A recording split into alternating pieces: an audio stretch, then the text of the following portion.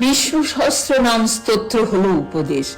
বেদব্যাস রচিত মহাভারতের কুরুক্ষেত্র যুদ্ধে ভীষ্ম পিতামহ যখন সরসজ্জায় শায়িত, তখন যুধিষ্ঠির পিতামহের কাছে যান এবং জিজ্ঞাসা করেন, পিতামহ, এই দুনিয়াতে সব থেকে বড় দেবতা কে এবং কার নাম উচ্চারণে সমস্ত বন্ধন থেকে মুক্তি হয়? উত্তরে ভীষ্ম বললেন, বিষ্ণু সহস্র নামের জপ করলে জীবন থেকে দুঃখ, কষ্ট ও সব বন্ধন থেকে মুক্তি হয়।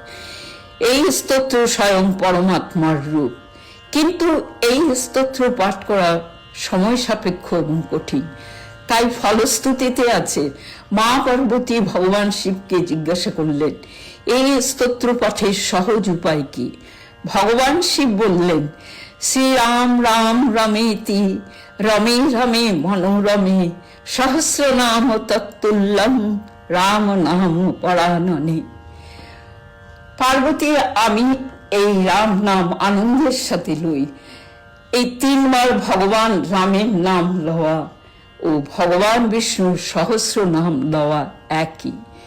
রাম নামের এতটাই শক্তি। জয় শ্রীরাম।